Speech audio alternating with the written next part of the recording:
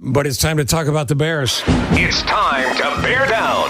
Mike Berman is here to bring you the best of the Bears. There's a Berman. Where? On the Bears. Oh. Every hit. Every touchdown. Every Monday. Berman on the Bears.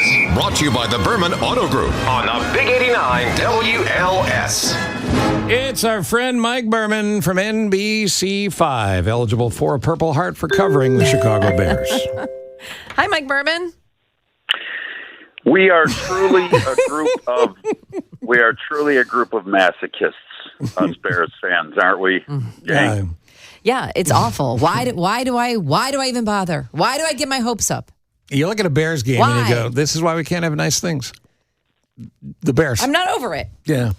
Now, Mike Berman, I watch you not just on NBC5, but I see on NBC Sports Chicago your analytical, well-thought-out, expert breakdown of these games and these possibilities. You defer to expert guests all the time. We know that you know the same crap that they know, if not more, and you're just deferring because you're a good guy. And that's what you do as a host. I do it here all the time. But the bottom line, Mike, is the Bears can't be helped until they admit they need help, and they help themselves. And it seems like the hole just keeps getting deeper. So how in God's name did they lose yesterday? How did they find another way to lose? Because bad teams find ways to lose games, and bad teams don't make the plays you need to make to win in crunch time. And I know that's a gross overgeneralization, but that is what we're looking at. It's just a bad football team that play great for 3 quarters and then just totally collapse. Isn't that coaching too, though? I mean, can't you say to Matt Eberflus and all the other Eberfluses, can't you say, how about you let them suck in the first quarter? And tell them they got to play hard now from the 15-minute mark to the end of the game. Let's get the fourth quarter in the first quarter. Let's get the bad play first. He really should, reshape his strategy. Hey, guys, go stink. But then again, you know what? They stink early so much, too. I mean, the majority of the time, they're mostly bad throughout the game. This just happened to be an instance where I thought that they did put together a really good game plan. I think that they frustrated Jared Goff and the Lions. I thought that Justin Fields coming back looked great, and I thought Luke Getsy, the offensive coordinator, was calling the kind of plays that set him up to succeed. We saw how much he was running, design runs, to accentuate his athletic ability. And I thought that combining all that together, they came in with a good game plan. They were dialed in. They were playing well. And then just come the fourth quarter, it's like they just completely forgot what they were doing. Well, just there's a hex on them or something. Just to highlight what you just said, this is what we thought we were watching. White was matched up with him again. Fields climbs. Fields throws. Touchdown. 1-2 punch delivers. It's Fields to Moore for the lead.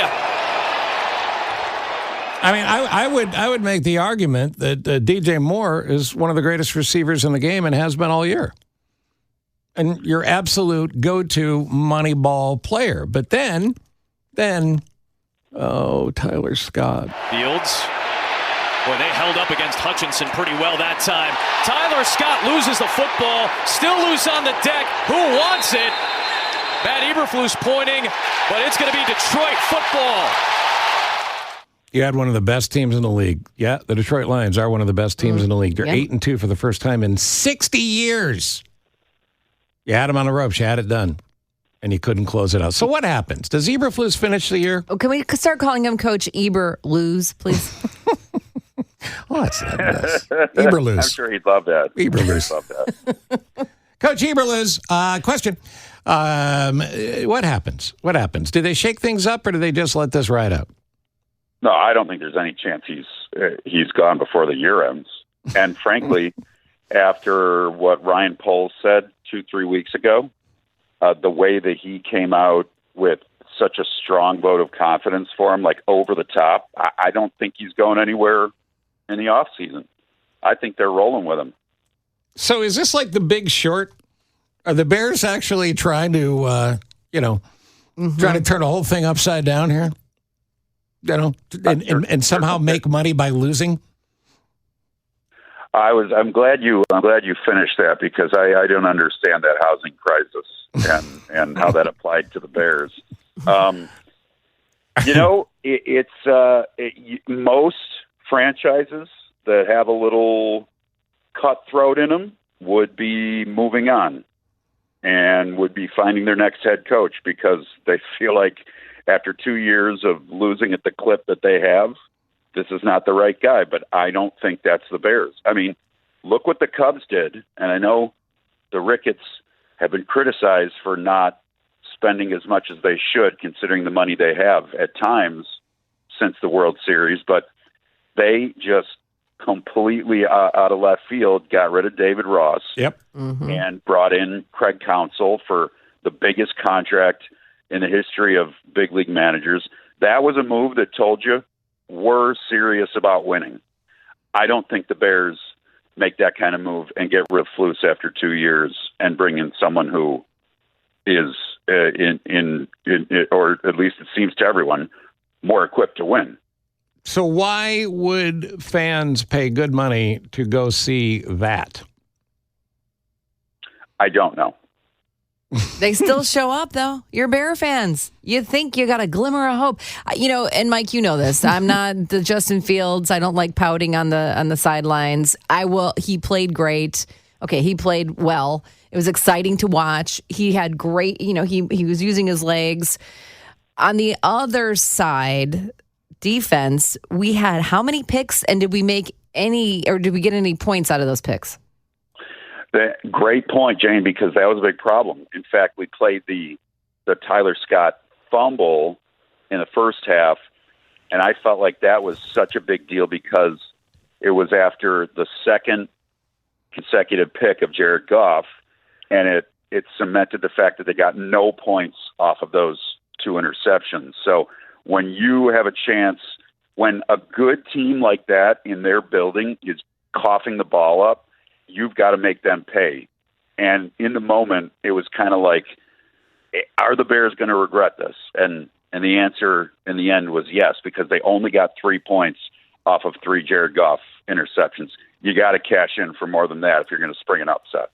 I'm looking at Ticketmaster now for the Christmas Eve Bears-Arizona Cardinals game. This is the NFL. You only get 17 of these all year, and generally speaking, tickets are going to cost you $100 pretty much anywhere. And you get closer to the field, it's going to pay more. You can get level 300 seats on Christmas Eve for $35. I'm not kidding. You know what? Last year we got seats, and you got the club thing for $50. I'm telling you now, the Ticketmaster fees are probably more than the cost of the ticket to go to a Bears game. Your parking is going to cost you more than the ticket. 100%. And you could go to club level and stay inside. One beer is going to cost you more than the ticket. Biggest story of the NFL yesterday was what? Well, I just loved seeing Brock Purdy have a perfect passer rating, second time in Niners history, Joe Montana being the other. Of course, you have to be Matt Damon and Good Will Hunting to figure out how they arrive at the passer rating equation, but still very impressive. Here's what an NFL quarterback does. Wants Ayuk here. He's got him! He beats Dean, and he takes it the distance. He is in. Touchdown San Francisco from 76 yards. So the Niners hit that weak spot. They lost, 3 in a row at one point. Yeah. Everybody thought, well, they figured out Brock Purdy. Mm-hmm.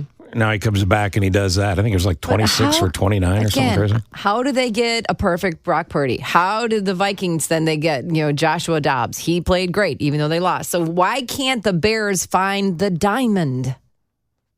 In the rough or any other diamond? Any quarterback, any coach that could come in and actually make the team exciting and win. Yeah, we don't know. No one knows. No one knows. Is that a helpful answer? Yes, I mentioned this earlier. It's just because I think I'm crazy because it's just the same thing over and over again. I have an old friend who's an Egyptologist who knows more about Egypt than just about anybody, and they still haven't fully figured out how the pyramids were built. I think the lesser mystery is why the Bears haven't had a quarterback since Sid Luckman, including McMahon. A winner, but not a great QB. A winner, an absolute winner, but not a great QB. So if you want to play quarterback, I don't care if you're 7 years old, just go to Hallis Hall. Probably fill out something online. What would the job site be for quarterback? Tom, what's the main place people will apply online? Indeed, LinkedIn. I guess. Yeah, go to LinkedIn. If you're 7, 8 years old, you like throwing Nerf football around? Yeah. Get your profile up on LinkedIn. Go to Indeed.com and tell the Bears you're tan, rested, and ready. What about the safety at the end of the game when he kicked the ball? Well, that's the other thing. That was involved a big NFL butt. And the Eagles were playing the Chiefs in the game of the week. Yeah. They actually have a play, the tush push. Even the Eagles have made the butt productive. The Bears, it's a safety and the game's over. Oh, Mike Berman. Oh, it's so depressing. Mike Berman has to cover it, so you don't have to. Mike We're Berman, talking about it. NBC5, We NBC love Sports Mike Chicago. Berman. Thank you, buddy. Thanks, Mike. Thank you guys for giving me an outlet to share these frustrations. Yeah, we're going to need Happy your insurance card. Thanksgiving. Happy Thanksgiving, buddy. Thanks, man. Hit the showers, Bears fans. Berman on the Bears brings you the hits every Monday. Brought to you by the Berman Auto Group, right here on the Big 89 WLS.